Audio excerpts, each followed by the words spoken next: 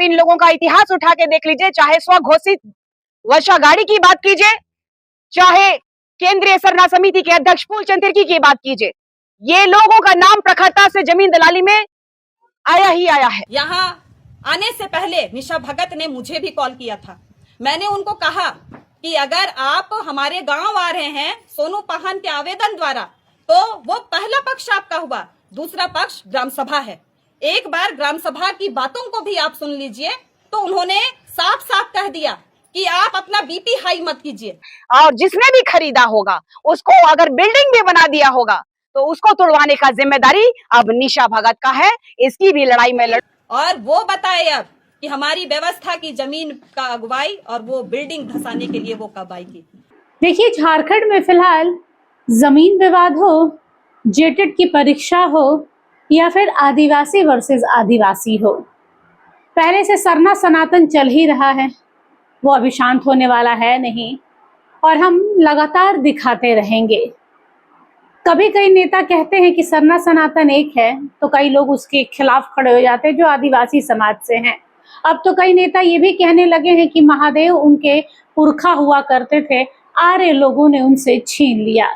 अब सोचिए, आदि गुरु भी छीने जाने लगे हैं। ऊपर बैठे महादेव भी सोच रहे होंगे कि मैंने इंसान बनाकर गलती कर दी क्या। बहरहाल मुद्दे पर आते हैं। आदिवासी नेत्रियों का जो जवाब देने का जुमलेबाजी चल रही है ना, वो अलग दिलचस्प होने वाला है।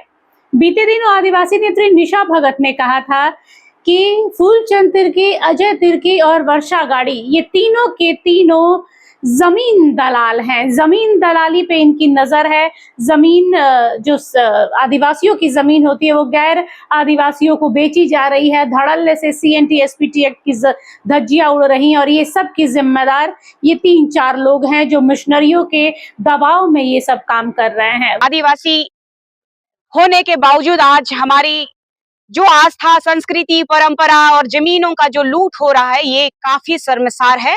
और जैसा कि आपने देखा कि पिछले सरहुल में ही किस तरीके से हमारे पहान राजा के साथ अभद्र व्यवहार किया गया। चूंकि कोई भी पहान अगर जहां पे बदली करने का अगर रीत और रिवाज होता है, वह 3 साल में बदली की जाती है, और जहां बदली का प्रावधान नहीं है, वो अपने ही समाज, अपने ही कुल गोत्र, अपने ही खानदान के लोगों को चुना जाता है। लेकिन यहाँ सबसे बड़ा मामला जो है जमीन विवाद को लेकर के, लोग कहे कि जमीन विवाद के कारण जमीन बेची जा रही थी, इसी वजह से हमने पहान चेंज कर दिया। लेकिन दुर्भाग्य का विषय है कि जो जनता के लिए, जनता के द्वारा चुने गए जनप्रतिनिधि के साथ साथ समाज के जो अगुआ, जो जमीन के कारोबारियों के साथ मिली भगत करके चंद पैसों की दलाली करने के लिए लोग जो है इस बात को भूल गए कि आदिवासी जमीन को कोई गैर आदिवासी नहीं खरीद सकता है, और जो पहनाई जमीन है, जो व्यवस्था की जमीन है, जो स्वशासन की जमीन है, वो आदिवासी का जमीन को आदिवासी भी नहीं खरीद सकता है। क्योंकि आदिवासी जमीन के ये जो मुहैया कराया जाता है स्वशासन की विधि व्यवस्था की, हमारा गवाह देवती के लिए किया जाता है, उनके रहने सहने, उनके जीविकोपार्जन के लिए किया जाता है। लेकिन ये दुर्भाग्य का विषय है कि जमीन दलालों के माध्यम से जमीन ना बेच पाने का जो मलाल इन लोगों को रहा है, आप इन लोगों का इतिहास उठा के देख लीजिए, चाहे स्वघोषित वर्षा गाड़ी की बात कीजिए, चाहे केंद्रीय सरना समिति के अध्यक्ष फूलचंद तिर्की की बात कीजिए, ये लोगों का नाम प्रखरता से जमीन दलाली में आया ही आया है। और मैंने कहा था कि समय आने दीजिए, समाज को गुमराह करने वाले जितने भी समाज के दलाल प्रवृत्ति के लोग हैं, उनका पर्दाफाश करने का काम करूंगी। ये लोग जन्नेपुरी तन्नेमुड़ी के लोग आज जो है झारखंड को तबाह कर रहे हैं। हमारी संस्कृति, हमारी सभ्यता, हमारा जल जंगल जमीन को लुटेराने के लिए सबसे अग्रिम पंक्ति में ऐसे लोग खड़े हैं। अगर आपको पहान बदली करना था तो हमारा रीति रिवाज और परंपरा के हिसाब से सरहुल जो 9 वर्ष जो कि नया जीवन के रूप में हम लोग शुरुआत करते हैं, चाहे धन धान्य की बात कीजिए, इस प्रकृति की बात कीजिए, नया जीवन की बात कीजिए, हमारा उस समय बदली होता है जब सरहुल का प्रक्रिया होता है। सरहुल के समय मैंने न्यूज के माध्यम से देखा कि सूप को जो घुमाया जा रहा था उसे लूट लिया गया और अखड़ा में रख दिया गया। ये कोई विधि विधान नहीं होता है। जनता को बैठना पड़ता है, गांव के मौजा को, गांव के लोगों को बैठना पड़ता है। दुर्भाग्य है इस अगर जमीन का अगर हेरा फेरी हुआ है कहीं पे भी, तो यहाँ के जितने भी आदिवासी हैं वो सभी जिम्मेदार हैं। वो एक व्यक्ति जिम्मेदार नहीं है, क्योंकि आदिवासी जो व्यवस्था की जमीन कभी नहीं बेची जा सकती है, और जिसने भी खरीदा होगा उसको अगर बिल्डिंग भी बना दिया होगा तो उसको तुड़वाने का जिम्मेदारी अब निशा भगत का है। इसकी भी लड़ाई में लड़ूंगी। हुआ है कि आप किसी भी तरह से इस जमीन को किसी को हस्तांतरित भी नहीं कर सकते हैं, तो फिर आप बताइए कि जमीन का खरीद बिक्री का मामला कैसे आया। आज मुझे यहाँ आने से पहले जिस तरीके से झंडा प्रकरण में मुझे अजय तिर्की जैसे जमीन दलाल के लोगों के द्वारा जो फोन करके धमकाया गया था, ऐसे ही आज मुझे एक मुस्लिम समुदाय के कटमकुल्ली से एक जमीन दलाल फोन करता है और कहता है कि इस जमीन में आप ना पड़े, हम दिल्ली में हैं, हम आके बात करते हैं, हमारे रिश्तेदार हैं। हम बोले आदिवासी आपका रिश्तेदार, वो भी पहान, एक मौजा से दूसरे मौजा की बात।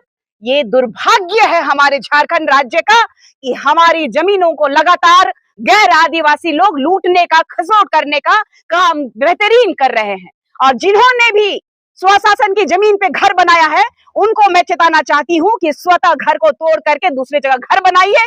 आदिवासियों का जमीन, अस्तित्व, परंपरा में खिलवाड़ निशा भगत बर्दाश्त नहीं करेगी। मैंने कहा है, चाहे यहाँ का माननीय सीएम हो, चाहे यहाँ के मंत्री हो, चाहे यहाँ के विधायक हो, चाहे कितना बड़ा गुंडा क्रिमिनल जमीन दलाल ही क्यों ना हो, टकराना पड़ेगा निशा भगत से। उसके बाद ही ये लोग कोई कदम उठा सकते हैं। इन लोगों को चाहिए, कोई हम लोगों का पैर धो दे रहा है, कोई हम लोगों को सम्मान दे रहा है तो चमकाना है फेस इन लोगों को, धरातल पे उठ करके काम नहीं करना है। इन लोगों को केस नहीं खाना है। जहां पे मलाई मिलता है वहीं पे ये लोग जो आए थे वो लोग वहीं जाने का काम करते हैं। क्यों? उनके घर भी गया था ये लोग। वर्षा गाड़ी जो स्वघोषित ग्राम सभा की अध्यक्ष है, पहान राजा ने उनको सुबह ही नोटिस घर जाके दिया। उन्होंने कहा कि हमको सिक्योरिटी प्रोवाइड करोगे तो हम आएंगे। ये कौन सा तुक बन गया कि समाज में जाने के लिए सिक्योरिटी की आवश्यकता है? अगर आपका मुद्दा था कि यहाँ गलत हुआ है, जमीन की बिक्री हुई है, तो उनको निशा भगत से टकराने के लिए आना चाहिए था। अगर किसी भी लोगों को, यहाँ के गांव के किसी भी व्यक्ति को अगर वो धमकाएंगी, मुझे मिला है, सूचना मिला है कि वो गांव के लोगों को, जो लोग विरोध कर रहे थे उसका, कि सरूल के दिन जिस तरीके से हम लोगों की गवाह देवती का अपमान किया गया जमीन दलालों के माध्यम से, जमीन दलालों के संपर्क में आने वाले आदिवासी जो करके वाकई हमारे समाज को गर्त में लेके थे, उनको मैं चेताना चाहती हूँ कि अगर एक भी हमारे लोगों को, गरीब गुरबा आदिवासी, इस देश के मूल निवासियों को अगर धमकाने का कोशिश किया तो मैं घर में घुस के सेंधरा करूंगी। ये मेरा आदिवासी प्रण है कि आदिवासी का अस्मिता, आदिवासी की जमीन, आदिवासी की परंपरा में जो भी प्रहार करेगा उनको पुनः चेतावनी देती हूं मैं कि सावधान, खबरदार। इनके लिए निशा भगत नाम की जहर की पुड़िया पूरे झारखंड में घूम रही है, ना कि रांची, ना कि गुमला, ना कि सिमडेगा, ना कि खूंटी, ना कि जमशेदपुर। पूरा झारखंड जो है 5th शेड्यूल के तहत आने वाला झारखंड राज्य है और पेशा अधिनियम कानून जो है लागू हो चुका है। कोई भी व्यक्ति बिना ग्राम सभा का ना ही यहाँ की संस्कृति परंपरा को छेड़ सकता है। करती है, मुझे पता है। अगर प्रमाण देने की आवश्यकता पड़ेगी तो मैं वो भी प्रमाण दे दूंगी। आए ना भाई, लड़े। आरोप तो आप पे भी लग रहा है। अरे भाई, आप पे भी आरोप लगेगा कि भाई दूसरा गजनी को लेके भाग गया है तो क्या करिएगा? आप भाग गए है क्या? प्रमाण देना पड़ता है, बिना प्रमाण का कुछ नहीं होता है। कल तक जिस केंद्रीय सरना समिति के अध्यक्ष हुआ करती थी, आज उसका खुलेआम इसीलिए तो जिसका स्वागत करने के लिए भी मैं ही पैसा दूं, जिसका परंपरा पर जो संस्कृति जो कि समाज में एक नाम चिन्ह देने के लिए, जब मेरा नाम नहीं था क्या, जेलकेम ने मुझे निकाला था। और इस कुर्मी समुदाय का जितना भी मंच रहा वहां निशा भगत का नाम प्रखरता से लिया गया। क्यों? लड़ने वाली रही। और आज मैंने वेट किया कि आज बता दीजिए कि केंद्रीय सरना समिति पंकराज बाबा कार्तिक उरांव जी के सपने को चूर चूर करने वाले इन लोगों को मैं आपके माध्यम से सवाल करना चाहती हूँ कि भाई चंद पैसों के लिए आप अपना समाज को बेच दीजिएगा? बेच रहे। ऑफ कोर्स, आपके पास में ये पेपर है, आपको जांच करके आना चाहिए। आप एक आदिवासी समुदाय से आते हैं, फ्रिक्शन पैदा करने वाले लोग हैं ये लोग।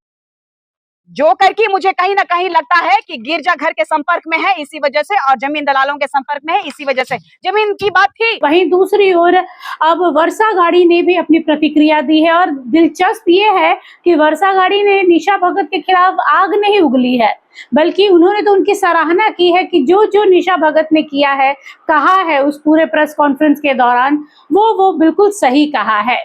उन्होंने कहा है कि निशा भगत ने कहा था कि चूंकि दूसरे मौजा से लोगों को यहाँ लाकर पाहन बनाया जा रहा है, जिसकी वजह से उनकी जो देवी है, प्रकृति पूजक जो है आदिवासी, उनकी जो देवी है वो उनसे रुष्ट है, जिसकी वजह से विकास नहीं हो रहा है, कई परेशानियों का सामना करना पड़ रहा है। उन्होंने कहा बिल्कुल सही कहा, जो पाहन थे वो दूसरे मौजा से लाकर बैठाए गए थे। और इसके अलावा उन्होंने निशा भगत से कहा है कि भाई आप ही ने कहा था कि यहाँ व्यवस्था की जमीन पर अगर कोई घर, मकान या दफ्तर बनाता है तो उसको निशा भगत तोड़वाएगी, तो अब हम आपका स्वागत करते हैं, आइए व्यवस्था की जमीन पर बने हुए मकानों पर बुलडोजर चलवाइए। एक बार सुन लेते हैं वर्षा गाड़ी ने क्या कहा है। जो निशा भगत यहाँ पे कल आई थी, उन्होंने साफ साफ कहा है कि व्यवस्था की जमीन पे अगर कोई घर बनता है या बिल्डिंग बनता है तो उसको तोड़ने का काम निशा भगत करेगी। मैं स्वागत करती हूँ निशा भगत को, मैं स्वागत करती हूँ उनके बयानों को कि आप अगुवाई कीजिए और पूरा भीठा ग्राम सभा आपके नेतृत्व में खड़ा रहेंगे। आज यहाँ आने से पहले निशा भगत ने मुझे भी कॉल किया था। मैंने उनको कहा कि अगर आप हमारे गांव आ रहे हैं सोनू पाहन के आवेदन द्वारा, तो वो पहला पक्ष आपका हुआ, दूसरा पक्ष ग्राम सभा है। एक बार ग्राम सभा की बातों को भी आप सुन लीजिए। तो उन्होंने साफ साफ कह दिया कि आप अपना बीपी हाई मत कीजिए। मैंने कहा कि व्यवस्था की सारी जमीन मेरे नजर के सामने खत्म हो जाए और मेरा बीपी हाई ना हो। मैंने उनसे बोला था कि आप अगर आ रहे हैं तो काइंडली आप पूरा जांच पड़ताल करके ही आइएगा। आज वो आई और व्यवस्था की जमीन की बात वो खुद बोलकर चली गई, तो मैं उनके बयान का स्वागत करती हूँ। और वो बताए अब कि हमारी व्यवस्था की जमीन का अगुवाई और वो बिल्डिंग धसाने के लिए वो कब आएगी। लेकिन उनके कुछ काम से, क्योंकि कल जब वो आई तो उनको सिर्फ मीटिंग करना था, हम लोगों का जो पाहन बदली का जो मैटर था वो गांव की विधि व्यवस्था की बात थी। उन्होंने कहा कि हर मौजा का अपना एक विधि व्यवस्था होता है, हमारे मौजा का भी विधि व्यवस्था है। अगर कोई पाहन अगर बदली होता है तो इस गांव में महतो होते हैं, इस गांव में रैयत होते हैं, इस गांव में कुटवार होते हैं, इस गांव में पैंभोरा होते हैं और इस गांव में पंच होते हैं। उस पंच के द्वारा निर्णय लिया गया है कि हम लोग इस बार विधि व्यवस्था को ठीक करने के लिए सरहुल, जो हम लोगों का 21 तारीख था, 21 तारीख को हम लोगों ने पाहन के घर, पूर्व पाहन पवन गाड़ी के घर में रैयतों के द्वारा सुपदला बदली, जो सरई फूल से भरा हुआ रहता है, वो सुपदला बदली का कार्यक्रम होता है। वो सुपदला बदली में ही कहा जाता है कि अगर आप मेरे पाहन द्वारा कहा जाता है कि अगर साल भर आप मेरे क्रियाकलाप से खुश हैं तो हम आपको सौंप रहे हैं, और अगर आप मेरे क्रियाकलाप से खुश हैं तो आप हमको सुख वापस दे दीजिएगा।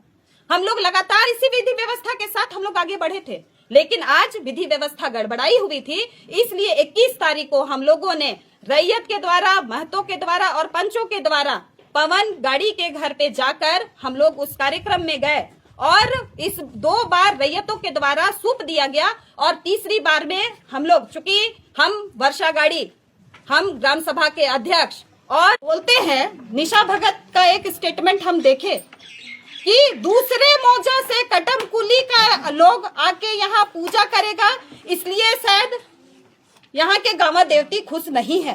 तो मैं निशा भगत को बता दूं कि ये जो सोनू पाहन के जो लोग हैं, उनके परिवार के जो लोग हैं, मेरे बाप दादा वो यहाँ के पैदाइश नहीं है, मेरे बाप दादा दूसरे मौजा से ही लाकर उनको बैठाए हैं यहाँ पे।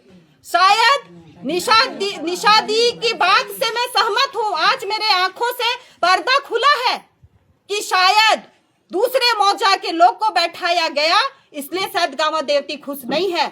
मैं बता दूं कि हमारा जो गांव में पारंपरिक धरोहर, हमारा जो चलफा हुआ करता था, शायद गांव देवती खुश नहीं होने के कारण हमारा गांव से चलफा चला गया। हमारा गांव में मंडा पूजा होता था, मंडा पूजा के दिन में तालाब में, नदी में एक आदमी डूब गया, जिसके कारण मंडा पूजा हम लोगों का बंद हो गया और आज सिर्फ जागरण लगता है। तो कहीं ना कहीं आज तो मुझे ये निशादी जो बोल रही है कि ये गवाह देवती खुश नहीं है, तो कहीं ऐसा तो नहीं है कि वाकई में जो दूसरे मौजा के लोग यहाँ पे हमारे बाप दादा ने जिसको बैठाया, कहीं आज वाकई में तो हमारे देवता खुश तो नहीं है।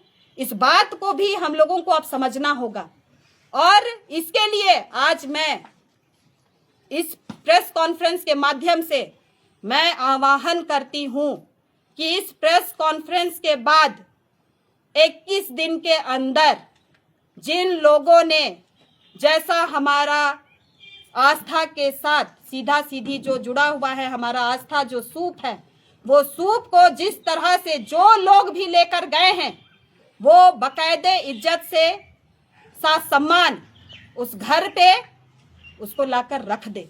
उनका कहना था मुरझा गया इसीलिए लेके गए हैं। बिल्कुल गलत बात है, बिल्कुल गलत बात है। आप मुरझा गया ये कैसे जाने? आप मुरझा गया कैसे जाने? आज आपको याद आया फूल मुरझाया? आप वहां पे जो 21 तारीख को जो हम लोग सूप लिए थे, 21 तारीख से 10 तारीख तक उसका फूल मुरझाना, हमारा सूप, पानी आया, आंधी आया, तूफान आया, एक दिन भी वो दर्शन करने गए? अगर वो सच्चे पाहन के वंशज होते तो वो दिन रात जैसे हम लोग लगातार पूजा किए हैं वो लोग पूजा करते, लेकिन एक दिन भी नहीं गए हैं। मैं दावा के साथ कह सकती हूं एक दिन भी नहीं गए हैं। तो क्या पाहन, क्या पाहन? ऐसे ऐसे पाहन को समाज बहिष्कृत करने का काम करेंगे। और मैं आज इस प्रेस कॉन्फ्रेंस के माध्यम से दोबारा कह रही हूं कि ये जो आस्था से जुड़ा हुआ चीज है, हम लोग रूढ़िवादी व्यवस्था के अंतर्गत आते हैं और हम लोगों का कस्टमरी लॉ है, हम लोगों का अपना कानून है। निशा भगत करती है कि थाना क्यों नहीं गए, यहाँ क्यों नहीं गए? इनका अपना कानून है कस्टमरी लॉ में, आदिवासी CNT एक्ट में हम लोगों का अपना कस्टमरी लॉ है। इसमें हम लोगों का अपना विधि व्यवस्था कोर्ट बैठाने का हम लोगों को राइट है। हम लोगों ने आज तय किया है कि 5 तारीख को, 5 मई को से पहले अगर सूप नहीं आया तो पूरा जितना धार्मिक संगठन है, आदिवासी संगठन है, 12 पाढ़ा के अंतर्गत आने वाले गांव, 22 पाढ़ा अंतर्गत आने वाले गांव और 40 पाढ़ा के अंतर्गत आने वाले गांव यहाँ पे आएंगे। बैठक बृहद कार्यक्रम होगी और उसमें कस्टोडियन चूंकि DC भी है तो उनको भी आमंत्रण हम लोग देंगे जरूर। और उसमें हम लोग बैठक में तय करेंगे कि इस बार इस गांव का पाहन कौन होगा। हम लोग को कोई आपत्ति नहीं है, पाहन सोनू बने, संजू बने, पवन बने, हमें कोई मतलब नहीं है। कोई भी पूजा करे, हमें कोई मतलब नहीं है। पूजा पद्धति कोई करे, हम लोगों को व्यवस्था की जमीन हम लोगों को जैसे बाप दादा ने दिया था वैसे हमको चाहिए। आज यहाँ पे कह रहे हैं वो कि व्यवस्था की जमीन खत्म है। आज उनको समझना होगा कि यहाँ पे जो उन्होंने आया है कि हरिजन बसे हुए हैं आदिवासी के जमीन पे, ये पाहन जी का स्टेटमेंट है, बकायदे पेपर पे आया हुआ है, पेपर पे हरिजन की जमीन, आदिवासी की जमीन को कोई अन्य कैसे ले सकता है? ये जांच का विषय है और इस पे हम लोग आगे बढ़ेंगे। आज चूंकि मामला इतना बड़ा था और सब लोग चाह रहे थे कि ग्राम सभा, चूंकि यहाँ लिखा भी हुआ है कि अब आगे ग्राम सभा का निर्णय क्या होगा, सब लोगों को जानना था। तो निर्णय आज यही हुआ है कि 5 मई को हम लोग अगर सूप अगर विधिवत उस घर पे नहीं आता है तो हम लोग एक बड़ा 12 पाढ़ा, 22 पाढ़ा, 40 पाढ़ा के लोग को संगठित करेंगे और बैठक करके तय करेंगे कि किसको सूप की जिम्मेदारी देनी चाहिए और किनको नहीं। बहरहाल झारखंड में कई मुद्दे हैं, रोजगार नहीं है, बेरोजगारी बढ़ रही है, युवाओं को परीक्षा देने का मौका तक नहीं मिल रहा है, तैयारियां पूरी हो रही है लेकिन मौका नहीं मिल रहा क्योंकि परीक्षाएं नहीं हो रही हैं। कई बेरोजगार अपना राज्य, अपना देश छोड़कर विदेशों में जाने पर मजबूर हैं। विस्थापन का अलग समस्या चल रहा है। न्याय नीति, न्याय स्थानीय योजना की मांग पर अलग लोग अटके हुए हैं। पेशा कानून, पेशा नियमावली आ जाने के बाद भी कई ऐसे ग्राम सभा है जहां पर ठीक से लागू नहीं हुआ, या लागू हुआ है तो लोग मान नहीं रहे हैं। गैर आदिवासी जो ग्राम सभा होती है उस पर उसका दबाव ज्यादा देखा जा रहा है। कई समस्याएं हैं, लेकिन यहाँ पर लोग आपस में ही लड़ रहे हैं। किसी भी मुद्दे को उठाने के लिए एक दूसरे के साथ मिलकर ही प्रेशर पड़ता है, वो चाहे शासन हो चाहे प्रशासन हो। लेकिन यहाँ पर आदिवासी समाज आदिवासी से लड़ रहा है, कुर्मी समाज कुर्मी से लड़ रहा है। बहरहाल अब देखना है कि निशा भगत इसका क्या जवाब देती हैं। फिलहाल के लिए बस इतना ही। जोहार, नमस्कार।